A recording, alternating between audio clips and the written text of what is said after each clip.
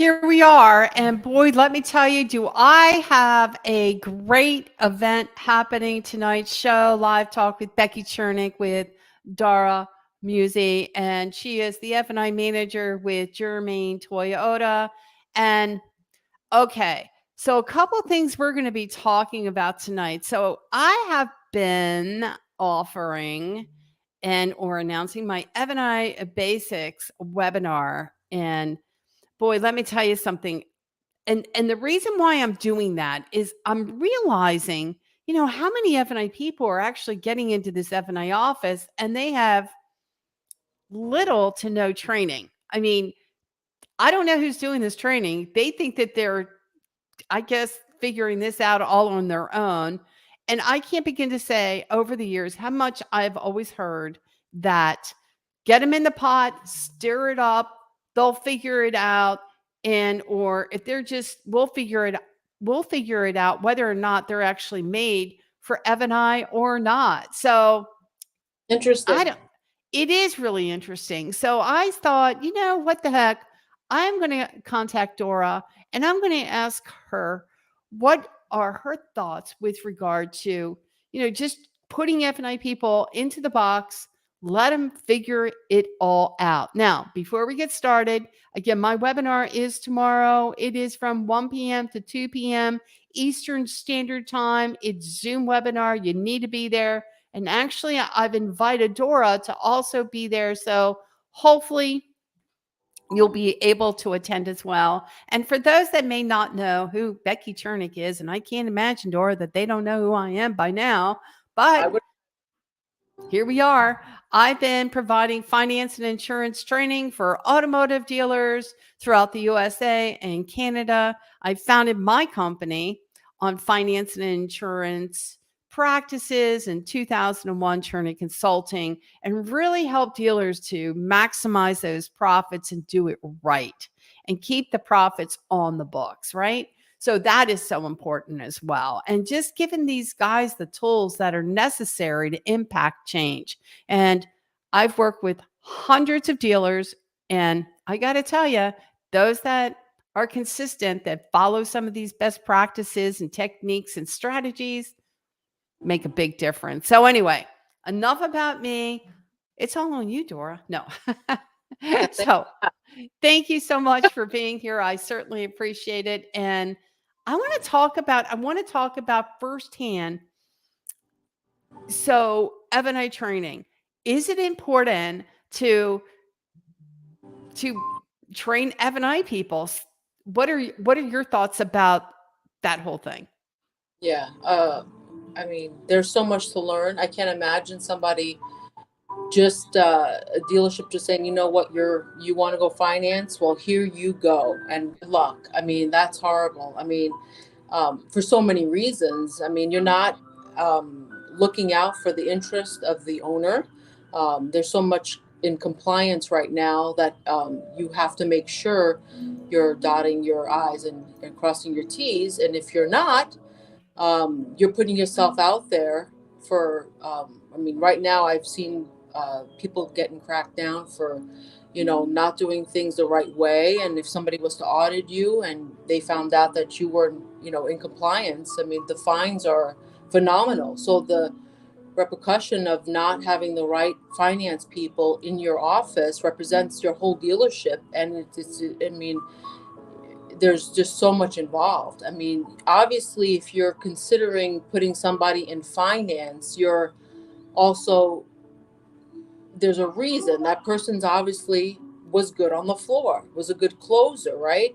You can't just stick that person in there and expect to learn a whole bunch of different programs, learn the products that they have to sell, and also all the compliance, all the laws. So they need training, and I think that any dealership that doesn't do that is losing, and putting themselves out there. I can't begin to tell you how many, and I'm not, well, maybe I am a little bit, but I got to say that how many F&I people have told me, no, Beck, I'm going into F&I and I've got to figure this out. And, and then maybe if I perform okay, I'm going to have the chance to get training. And so I'm like, well, I don't know. Isn't that a little too late for that? I mean, by the time you've made, I don't know how many mistakes um, in getting the paperwork correct, for crying out loud, and then having to bring customers back 2 and 3 times over because our paperwork isn't straight. Who does that? Now, when I was growing up in the car business, I gotta tell you, I didn't come from I'm sorry, my nose is itching. Somebody's I talking about look, that's it's either your ears are burning or your eyes are burning or something's burning and somebody's talking about me. I don't know. that's that's ringing in the ears, by the way. That's that's what it's all about, right? So hopefully somebody, if they're talking about me, they're talking good things about me. So let's see. I've got a comment here, and we've got okay, a Facebook, and it's I have no idea who it is, and I'm sure you're going to let me know. It's me too. You've got people talking about you too. Okay, so um, ears are burning, but we're when I grew up in the car business, I got to tell you, I was very fortunate. My dealer sends me to school, and I was away for a good week or it's Mickey. Hey, Mickey, good to see you. I'm glad you're here tonight with us. Mickey, Mickey, I think you came to one of my classes once, right? That's how we got to know each other. But um, now Mickey has gone on to become, I don't know, GSM, GM. I don't know where you are in your career right now, Mickey, but I'm so glad you're here with us. But I got it. And then we got another hello. Hello there. Not sure exactly where you're from. And I did in, oh, he did in 2003. What's that tell you? Should tell you how old I am. I'm just kidding. I'm always forever young. But the thing is that um, I don't know. I mean, dealers just send F&I people into the box to try to figure it all out. But like, well, if they can't get it right, I guess they're not made for F&I. And so before we spend the money on these people and send them to training, let's just figure out if they can handle the heat. Isn't that really fair to say? In some cases, I mean, I've seen a lot of that. And it's not just in prime stores. I'm talking about in used car stores where they have or should know lenders and guidelines. They're trying to figure this stuff out. Yeah, but if you get somebody in that doesn't know what they're doing, I mean, how are you maximize? We talk about our job is to maximize every deal, right? I mean, here in this store, we maximize the front, which we're good at. Obviously, that's what got us in this position, and then closing the deal, and then we maximize the back. I mean, if you that alone is a talent, but everything else is training. I mean, you can have a good F&I guy who might, know the banks, but he might not know how to pizzazz and sell a customer, right? Does that dictate that that person's bad or good? I mean, everybody's going to have their weak and strong points, but if you're going to dedicate somebody to go into finance for your company, they should be in they should have the best opportunity. And I mean, for myself, I mean, it wasn't easy at all. I didn't find it easy. I had to learn all the word tracks, and it probably took me longer than maybe it takes somebody else to do it. But I really wanted it, and that's, I think, where the commitment comes in. Is here they made me before they even sent me to school. If I didn't know front and back all the scripts, and I mean, it's a couple pages, and all the closes. I mean, when you go to school, which they did send me, they prepared me so that when I got there, I got ace the highest, and I say that proudly because that was not easy. But for the people that don't commit to that, that should be your stop point right there. If they can't commit to learning the script prior to going, first of all, you want to make sure that your dealership reflects on the best light. You got this superstar going in, but that's also, to me, the level of commitment one might have versus someone else. How committed are you? If you can't memorize a simple word track, how are you going to make it? If they can't handle that type of pressure, they need to go do something else, right? Because obviously you're considering them because they're good at something. They're good at selling or closing. Now it's their commitment going, because this is hard. It's not easy.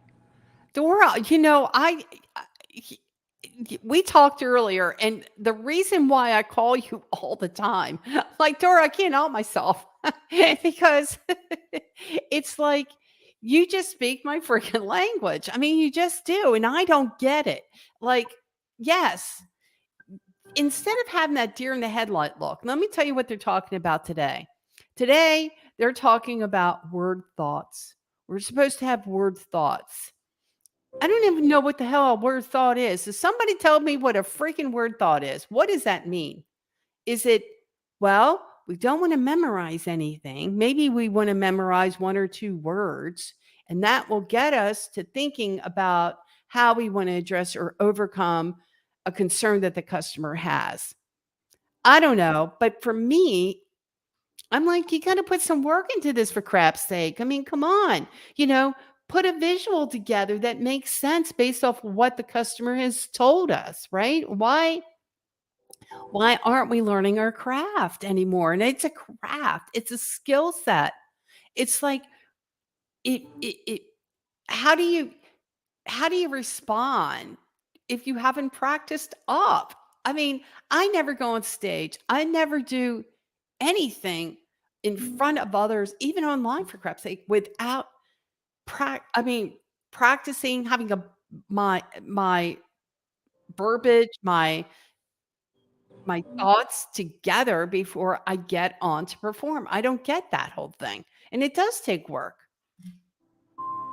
Yeah. I mean, in the end of the day, what's that say? I love, oh God, listen. See, somebody saw the hair. I gotta tell you, Adam, yay. And a question. How long did it take you to feel comfortable in F&I position? Was there a key moment or metric that made you feel that way? Great question, Adam. Wow. Okay.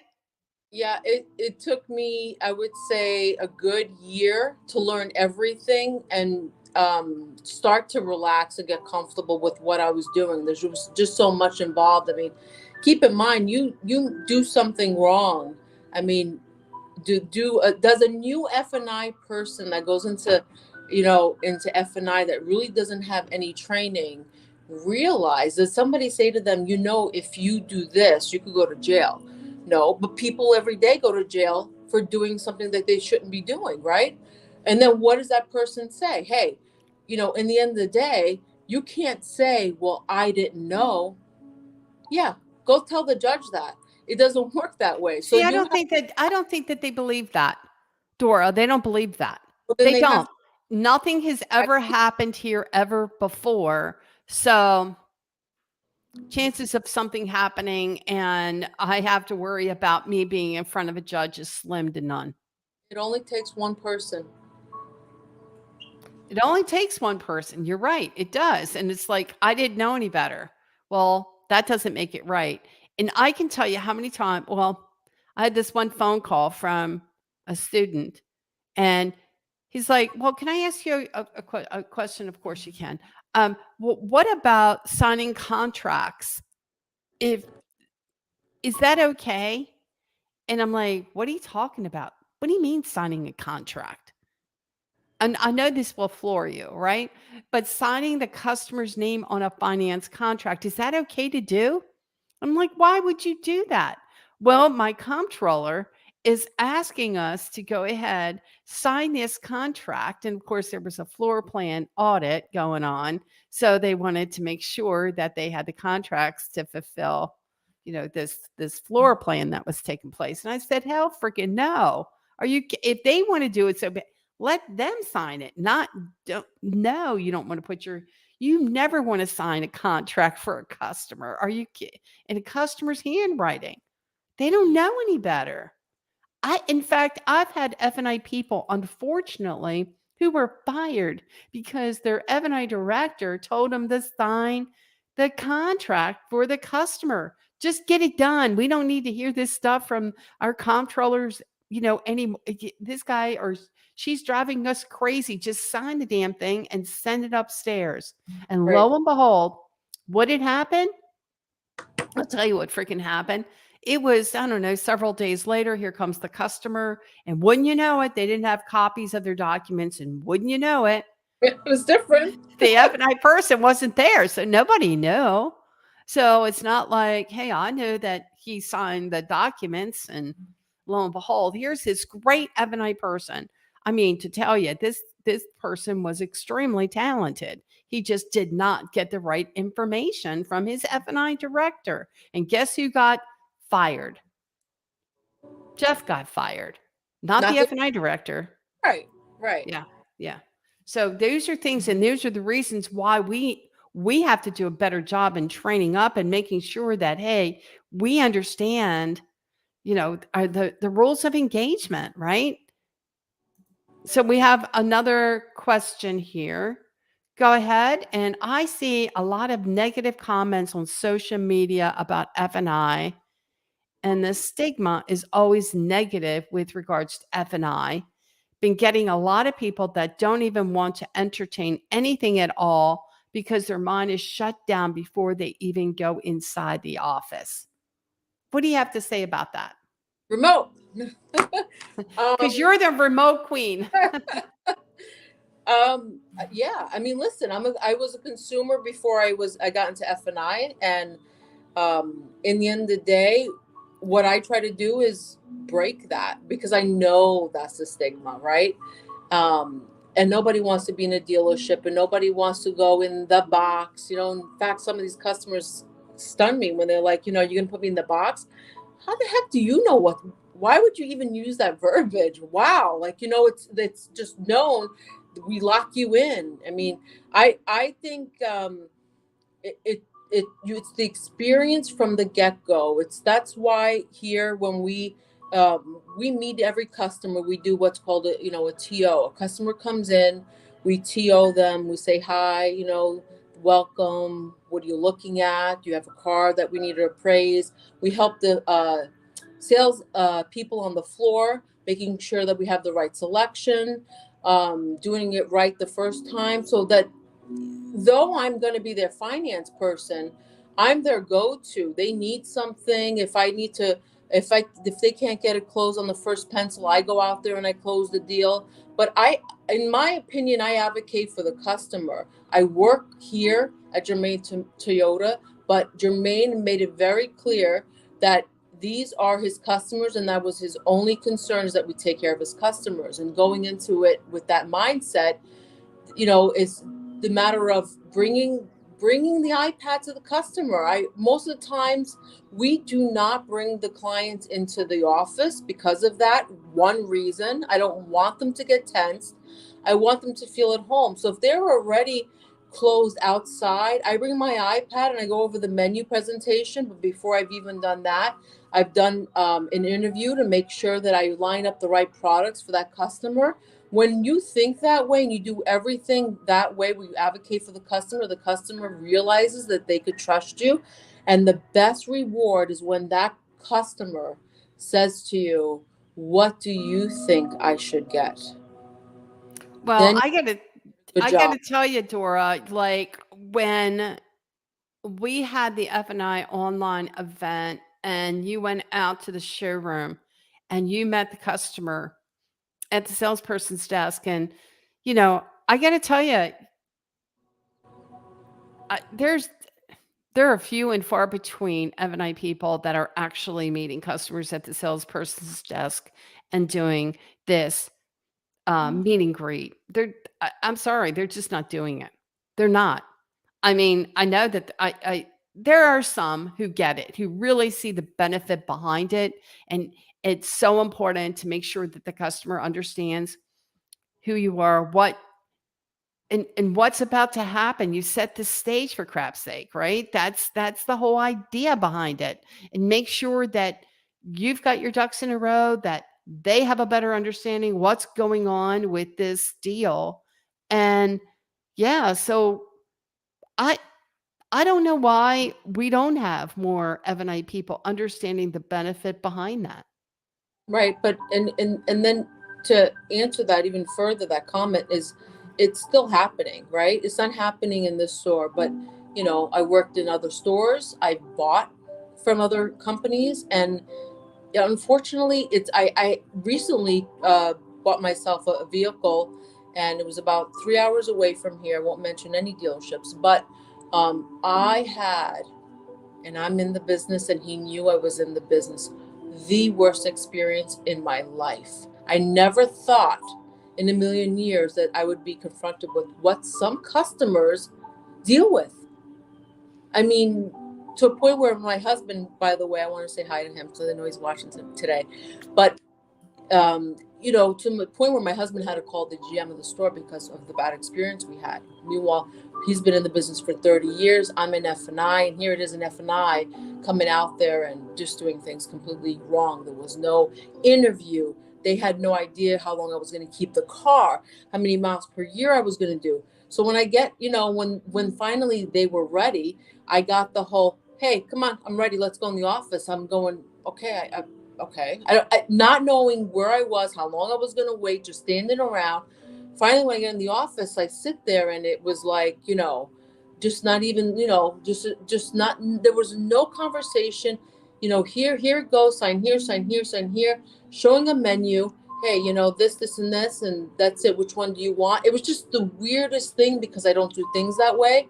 And I now know, experiencing that just recently, it's horrible. I'm just letting dealerships know right now that is not the right way to treat customers because they don't know. You have to train them. They need to understand there's a process and there's a reason why there's a process. It would have been nice to have somebody trained and coming out and introducing me and saying, hey, Dora, I just want to make sure for tiling purposes, I have your name correct. This is your address.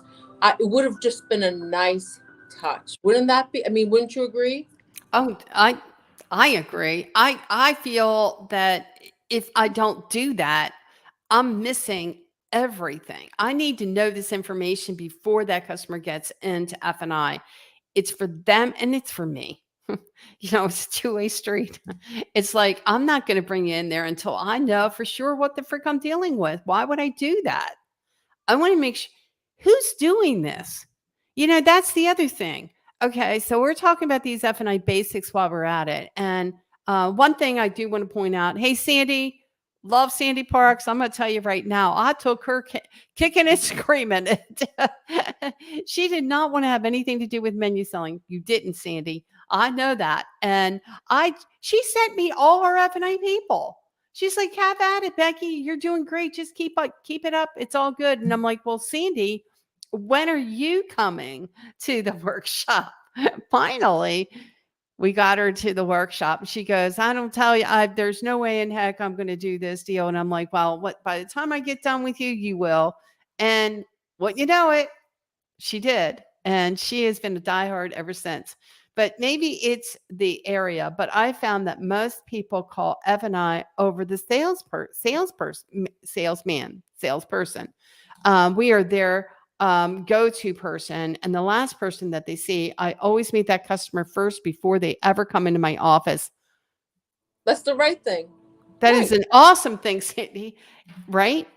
That's the right thing to do. Absolutely. And you're right. I have the same thing when I go out there, and even I can't make that deal. They got my number. If they can't get a hold of the salesperson, they get a hold of me. And what do you think they do? They get a hold of me. Well, They then you do. know that you built that right relationship with the customer. But that happens when we're getting out there sooner rather than later and building that rapport, right? And making sure that that customer knows that, hey, I'm here to help. I'm here to go ahead and get involved here to make sure that that we've got this right. That we are building I'm building that relationship with you before you come into my office, because the last thing I freaking want is by the time you come into my office that the deal isn't correct. And then when that happens, what happens? We lose our credibility. But how many people are actually trained? See, the thing is, when I talk about F&I basics, that is not being trained.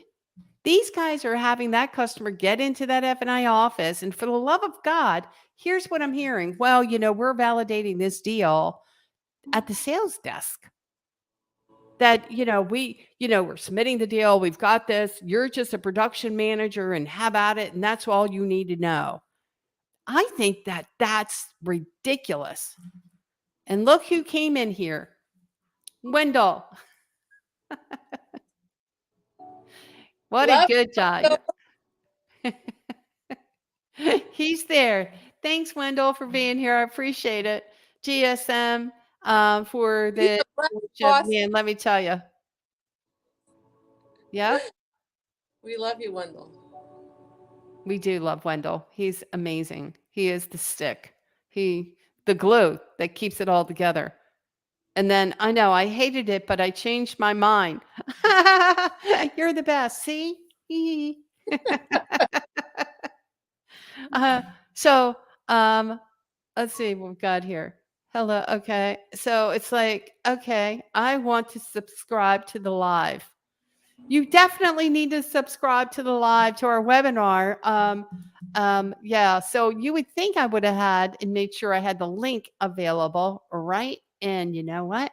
I kind of don't have that, but I'll make it a point later to put that link into the chat so you'll have that available to you because you definitely need to be there. It is 1 good hour of great content that we'll have tomorrow from 1 p.m. to 2 p.m. And we are talking, I mean, absolutely the basics and why it's so important just that in of itself. So, Dora, are you familiar with Admiral William McRaven? Have you ever seen the one video that well, actually his speech that he made about make your bed and the importance of making your bed? Absolutely. I live by that. I can't come home to an unmade bed. Absolutely cannot. And that's what it's all about. It's like if you can't do the little things, how are we going to do the big things right? How are we Right? going to make that happen? Absolutely. Absolutely. That's how we start off the day. Well, we're just glad you're here with us, Wendell. Appreciate you being here. That's for sure. And then 2 powerhouse ladies right here. Yeah, we're just trying to, again, talk through some of this that, oh, look at this. Look at this. Here is your link. I bet I know who did this one. Was that you, Katie? She's always taking good care of me. I think it's Katie. Here is your link. Thank you. I appreciate it. Because you know what? I thought about doing that and I forgot all about it. There I go again. And we got love the positivity. Yes. Isn't it about being positive? We were talking about that earlier. Let's go into this deal and let's have some fun with this shit stuff.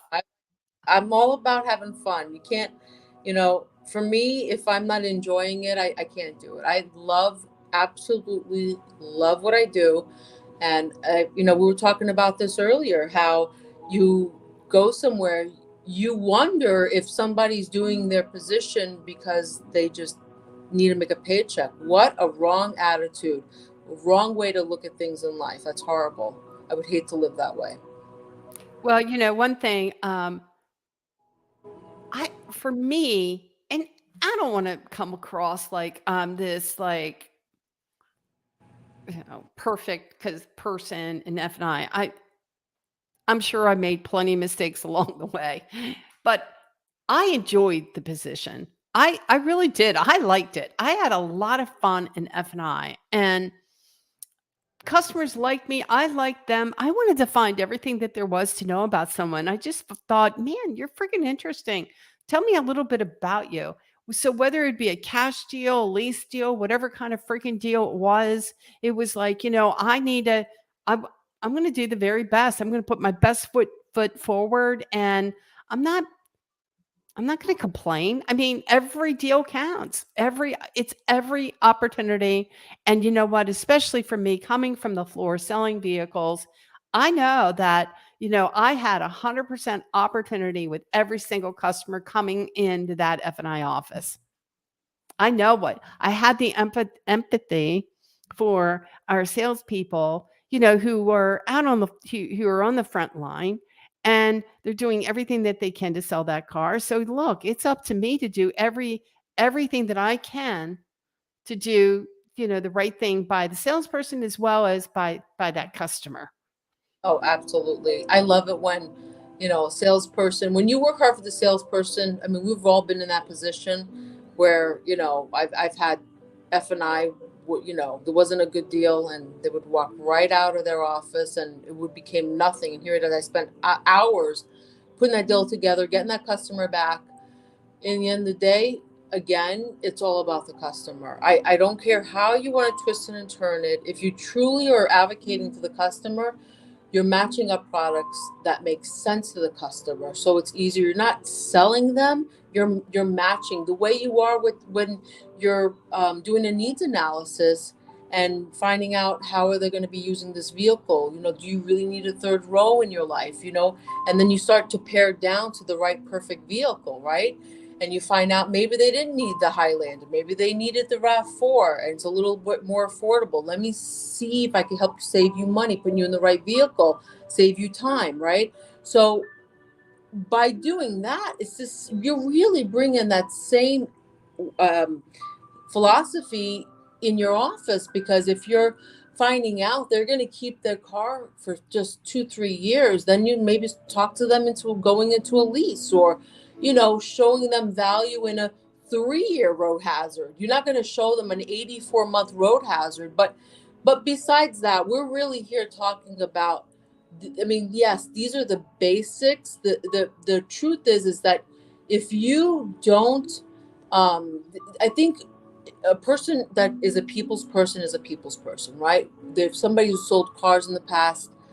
Obviously, that somebody saw something in them to get them into the next position, into management. I think to me, the training really comes in with knowing your products, getting comfortable, getting in front of the customer with the products, understanding the compliance part of it, understanding banks and the importance of building a relationship with them. I mean, many times, and I know Wendell's watching, of course. He's there. Oh, yeah, he's writing. Yeah. Dora is always so positive. I've never seen her run or hide from a rough deal customer. Oh, shoot, we've got a cash customer. Got to go to the ladies' room. Bye. Never, Customer's waiting for me in the service department. never. But that's just it. I mean, if in the end of the day, it comes down to, even myself. We had a director here at some point. Wendell and Kramer realized that, in reality, I was new, and every time I had a problem, I went to the director, right? And he really took care of getting deals bought in the beginning. I didn't have to. That was the value he brought to the dealership. Well, once he was gone, it was a struggle. We fought and complained and said we want a director back, if not him, someone, promote somebody. And in the end of the day, Wendell said, guess what? You better learn this shit. And Wendell, you said that. And I had to. If I wanted to stay in this position and grow, I had to learn. And that's, again, the commitment you have to have.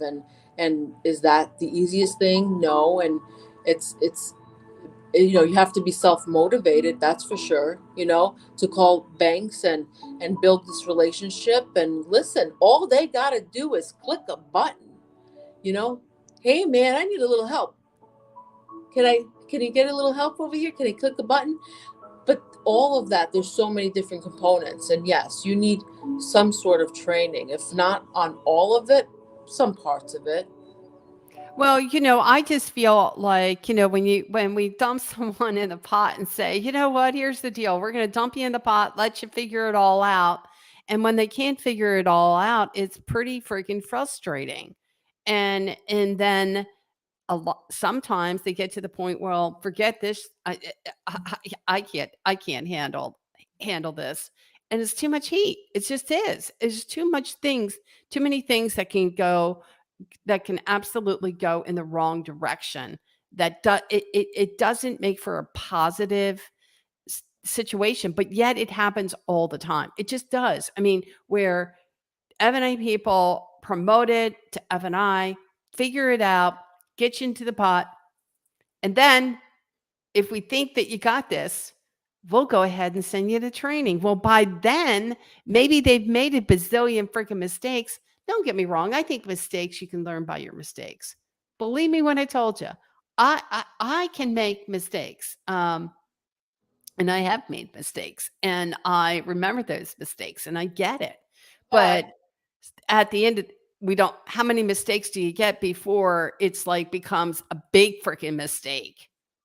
And it can cost a dealer thousands of dollars, just not in that alone, but in liability alone anymore. Identity theft, cyber security, all the other stuff that's going on today that if you don't do your due diligence, I'm telling you right now, you could have a 40,000, 50, $60,000 vehicle that you can't find or get back because you have someone who doesn't know what they're doing and how to validate this transaction. And you know how I feel, and I know how you feel when it comes to I get it.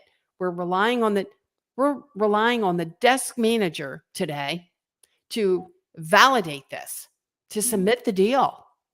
Now, maybe not in your dealership, but I got to tell you, in a lot of dealerships, we have sales managers who have keys to this dealership today, and they're submitting these deals to the lender. I guess they're validating this stuff because we're not training finance people to do it. So who's doing it? The other night I was on a call. I'm not going to go ahead and tell you who I was on the call with, but it just blew me away that because I was talking about an F&I person doesn't know how to read a credit bureau, doesn't know how to read a credit bureau. And the thing that I was told was, oh, that's okay because things are changing. They don't need to learn how to read a credit bureau because the desk is submitting the deal. The desk is preparing the transaction. There's nothing there that they need to be made aware of as far as reading a credit bureau. I'm like, okay, so who's protecting the dealership assets? So I've got a couple comments here and then Adam, so in order to be great in F&I, do you need that base knowledge of the dealership products, services, and contracting with banks first and foremost?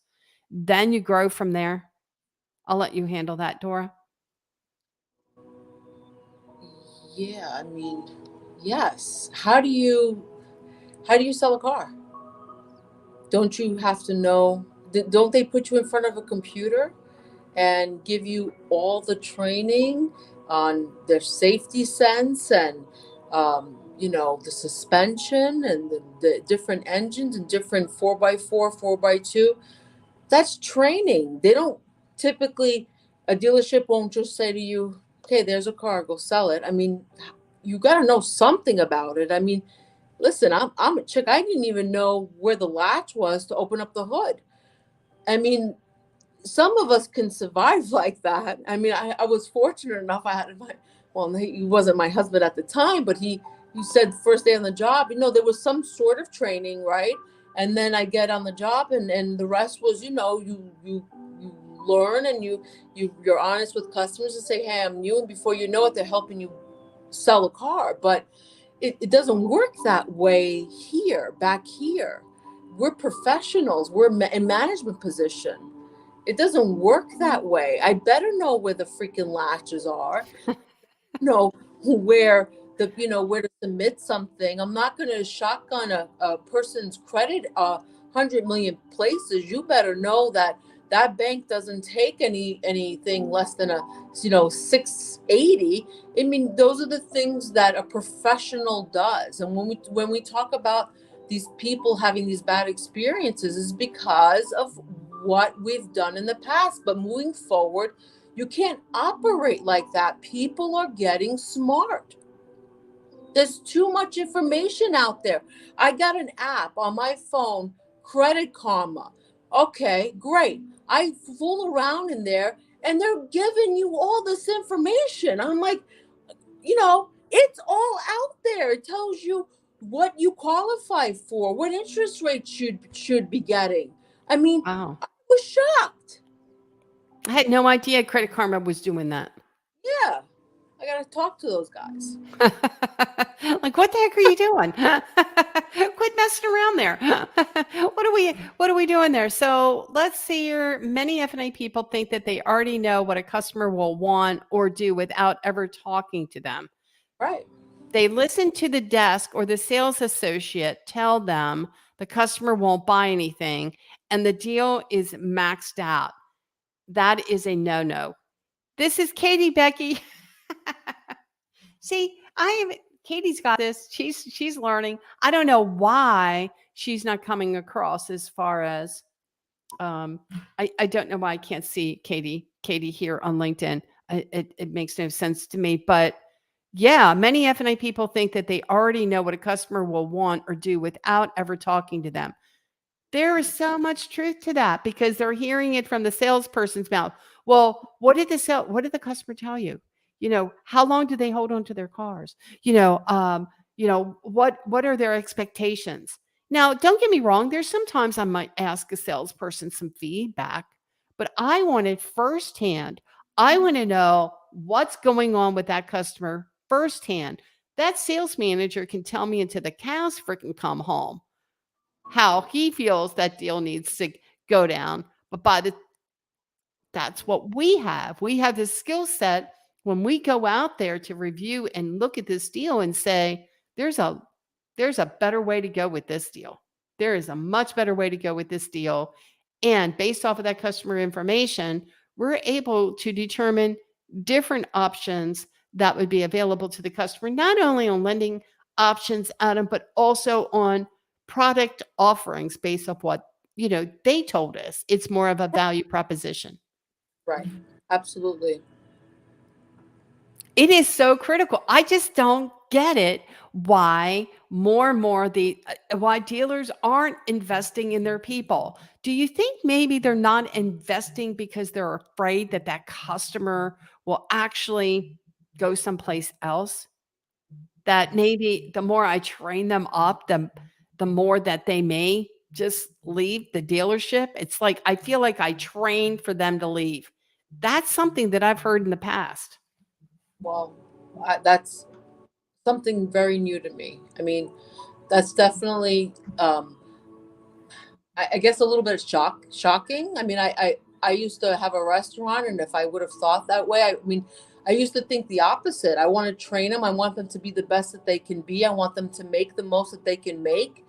And if they love me and appreciate me, and then I treat them well, and we have an amazing team, then they won't want to go nowhere. But if if you don't do the right thing, you don't listen, you're not willing to train them, they're gonna leave. They're gonna be looking for that somewhere. I mean, listen, working here with Wendell and Kramer, they show nothing but tough love to a point where I had to thank them for it. There was nothing easy about doing and going through what they put me through. Absolutely, and they know it. But I look at it just like your parents, and they don't do things to punish you because they love you. So, yeah, maybe it's a combination of who you put into finance and a combination of who you're working for. But I really value the people I work for, and nothing's easy, but nothing ever came easy. It doesn't happen that way. You have to sometimes give up to go up, is that old saying. I mean, so when I look back at the little bit of finance experience that I have, and I've come a long way, and I will always have to constantly train and review, and it's a constant training. I'm not the top of it, and nor will I ever be. We have to come to realize that I need constant training. The book of closes is a book. I only know 5 or 6 of them. So what does that tell me? I have room to grow. I have room to be better.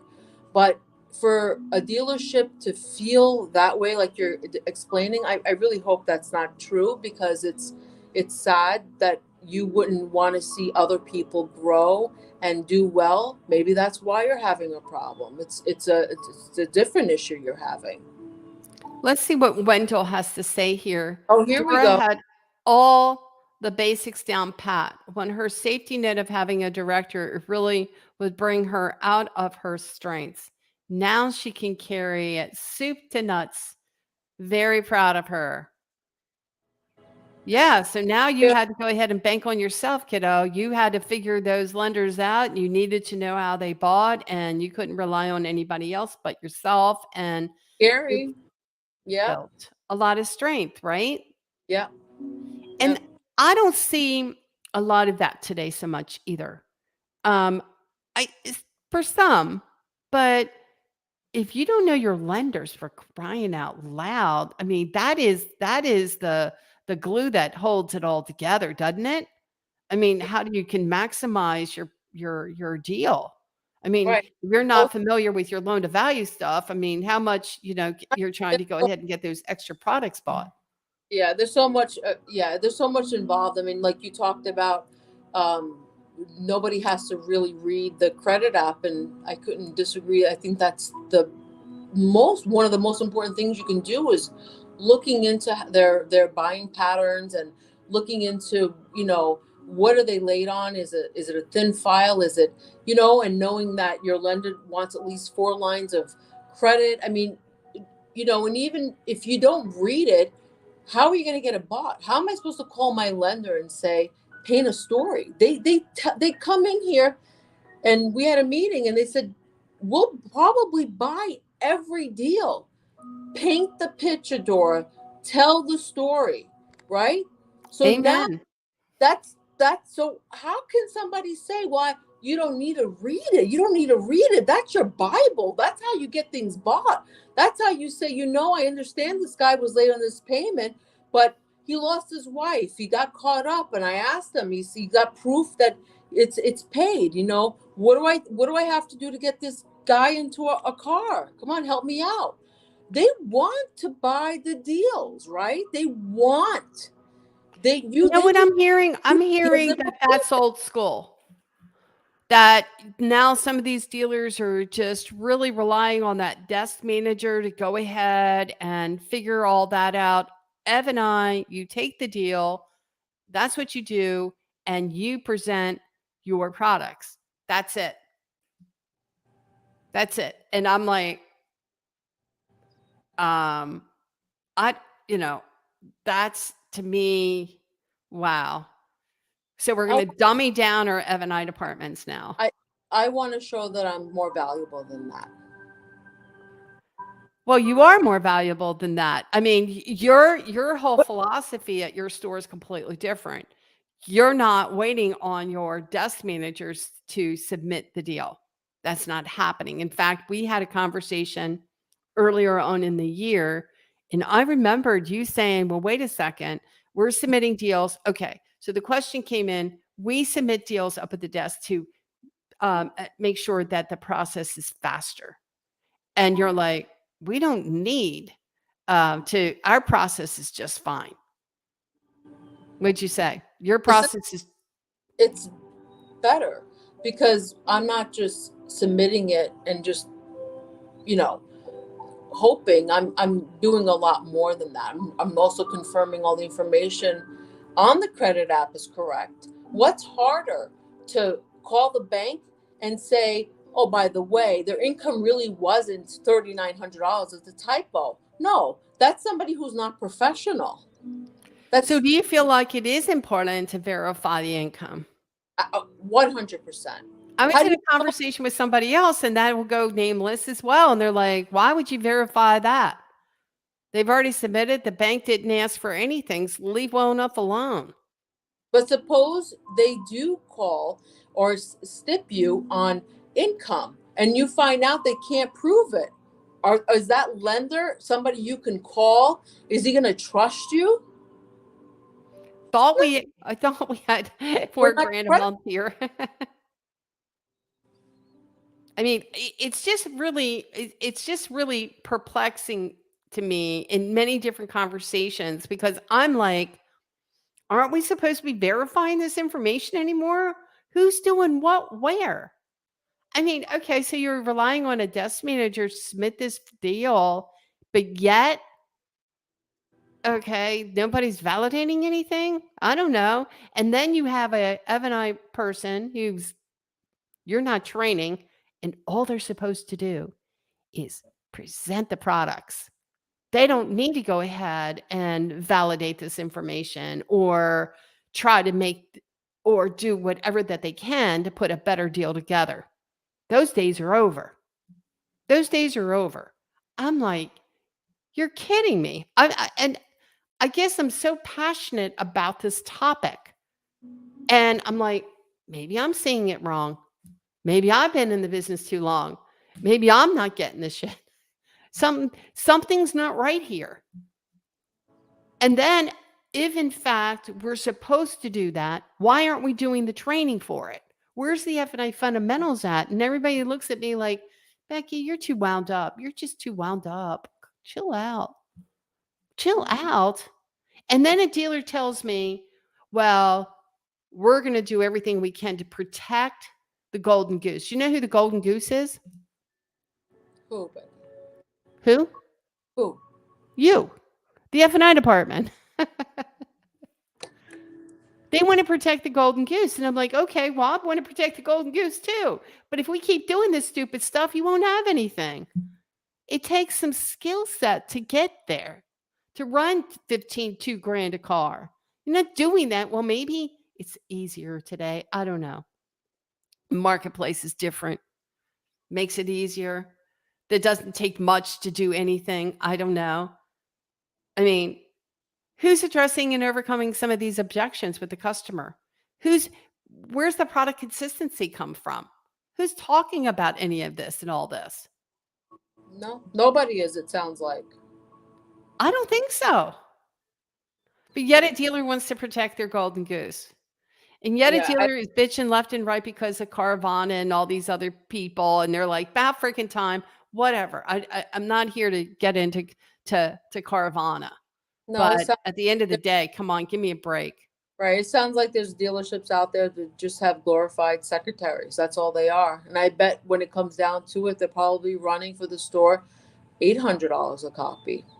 Maybe they don't want to come to realization, but before Kramer took over this store, I think that their average was, I mean, they could correct me, it was like something like 700 or even less than that, so it took a lot of changes, a lot of pain, but here we are today, and the store has seen so much growth, front and back. Now we're not just talking about back end, even though this is the topic, but here finance is responsible, for front and back.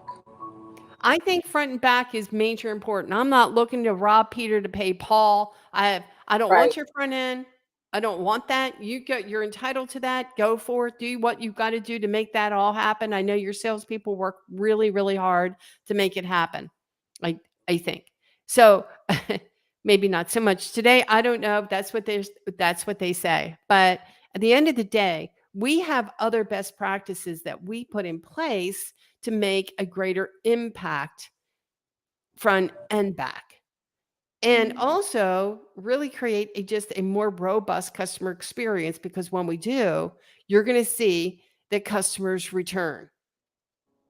It's not this, let's do the best that we can, let's sling it until we get it, and then wonder and hope that customers are coming back after, that fiasco, or having a customer come back 3 and 4 times over because we couldn't get the paperwork right. I was just never brought up that way either, Dora, to be honest with you. I just wasn't. I had I I really had a really terrific dealer who made sure that I had the best training, and they didn't tolerate that. It just wasn't. I mean, probably to the point where, I mean, I had to make sure every delivery my GSM was looking at my finance contract. I mean, did you offer them the credit life and disability? That was at the time where credit life and disability was a thing. Today, it's not a thing so much, is it? But Oh, at the time, it was.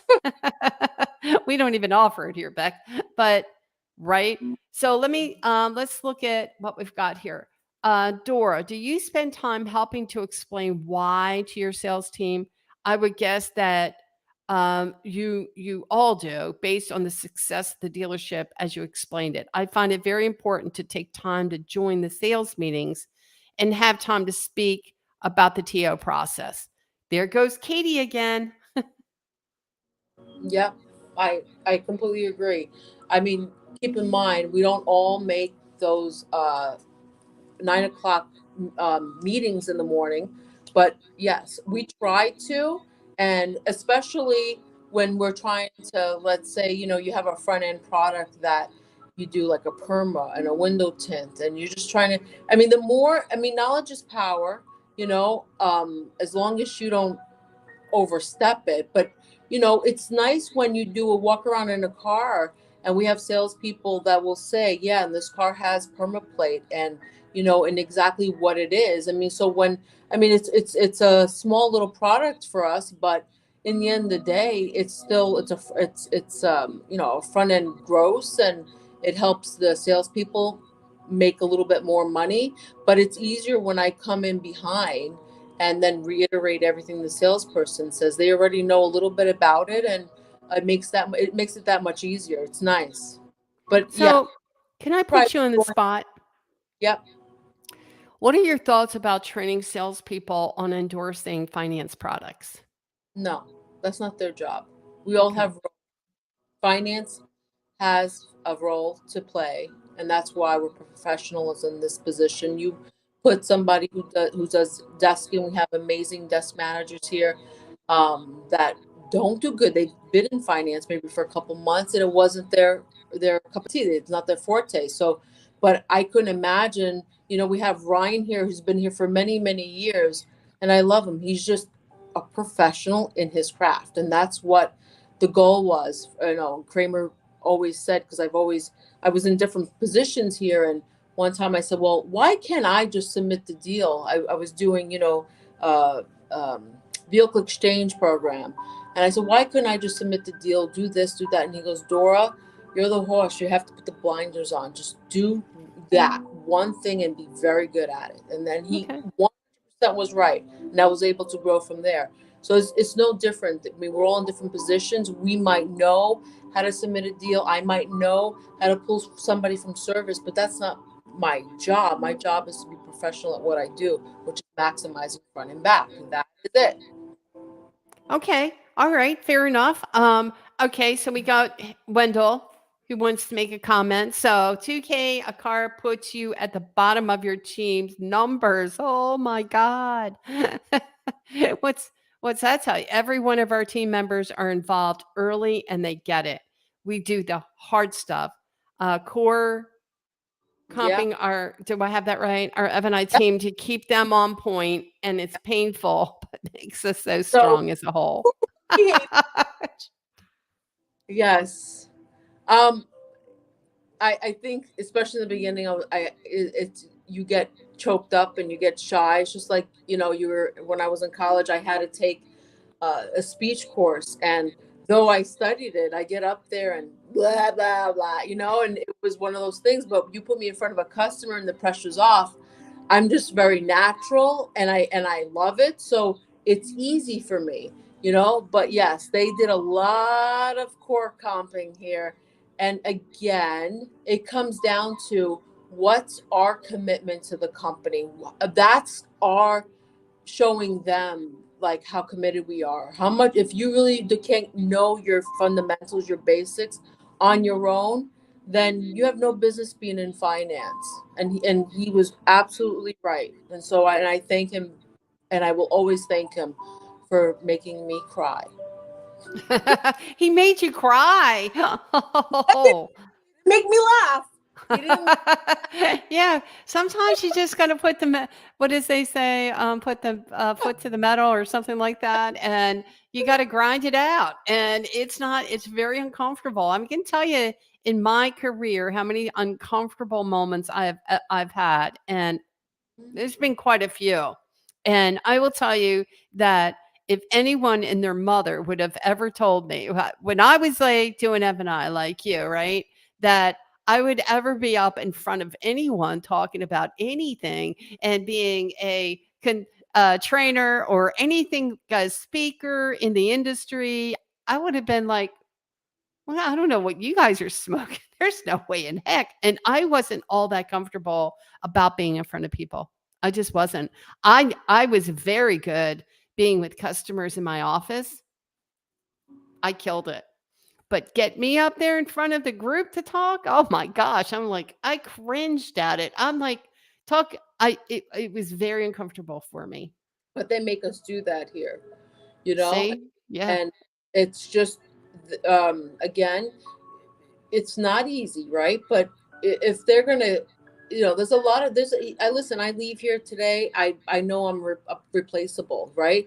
But to be unreplaceable is doing the hard stuff, like he's talking about, is your constant sharpening. He could tomorrow get a bug and go, "Hey, listen, Dora, get in my office. I want to core comp you." Guess what? You know, I'm screwed, right? If I don't constantly sharpen the pencil, I I get, love that. you got to do it Not that over, you're screwed, but that, right? that yeah, I mean, that there's always something, that we're learning or we're taking in and we're always growing. Yeah.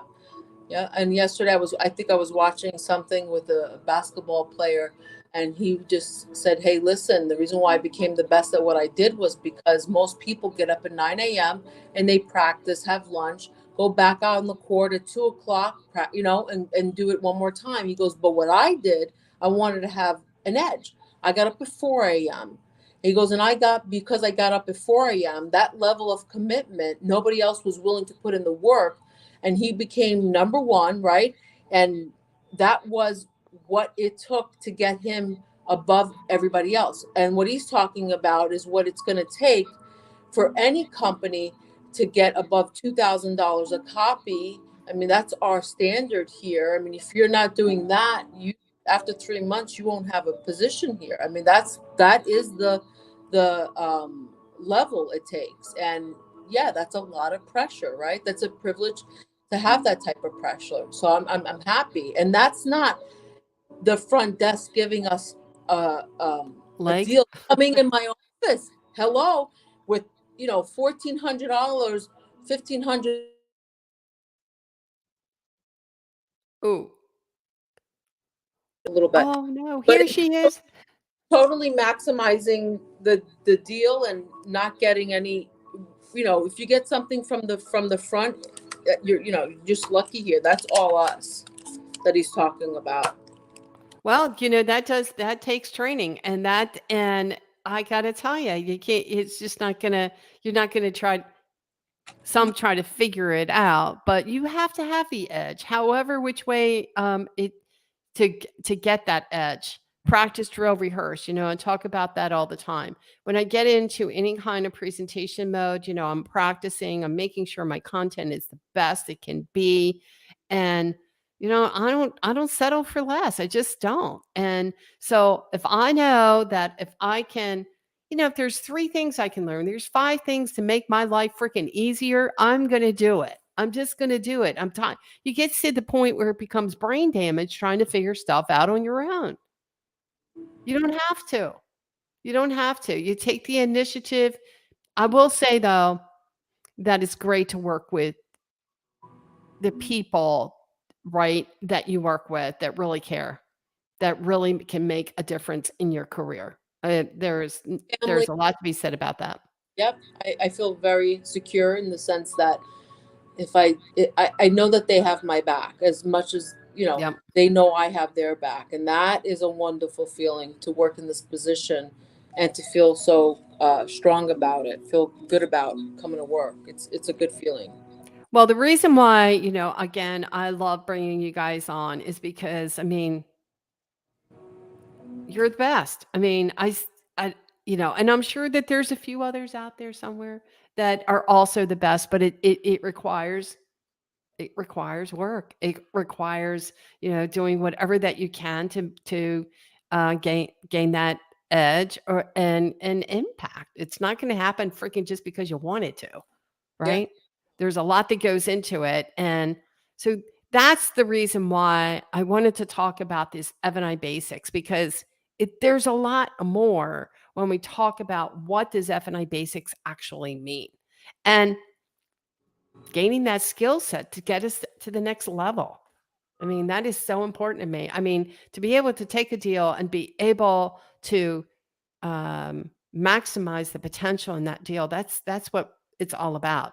And I don't know about you, but it's always been about protecting the dealership assets. Validation is key, and taking the time to learn more about that customer, and making sure that that information is straight to begin with, Yeah. and just maximize the opportunity. So I want to thank you again, Ms. Dora, for coming on Live Talk with Becky Chernek. And Wendell, thank you again for being here with us as well and being our super support system. We Yeah. really appreciate you. I know you work so hard as well. So any last remarks here for us, Dora? No, moving forward, I think you're on the right subject. You're talking about the right things, and like I said, I felt that I had a bad experience recently at a dealership, so I understand the need for what you're trying to do. Yeah. Yeah, and I think you've also worked with some others, and we'll go nameless, that it was just the way a dealership would do it, that, "Hey, by the way, just put you in the pot, let y'all figure it out." And maybe that just isn't the right way to do business. It just doesn't. I mean, if you wanna, again, if you wanna climb to the top, you've gotta do what the top performers do, and that's you. They Thank make it happen. They study, rehearse, they do whatever that it takes to make it happen. So, again, hopefully tomorrow you get a chance to be at the F&I Basics, and it is a Zoom, but it's a live Zoom webinar. So it's interactive. We want to hear what you have to say. So it should be a lot of fun. We're going to network, explore, learn, and grow. So there you have it. Good night, guys. you. Thank you again. I appreciate you, Dora. And so let's just go ahead and call it a night. Thank you.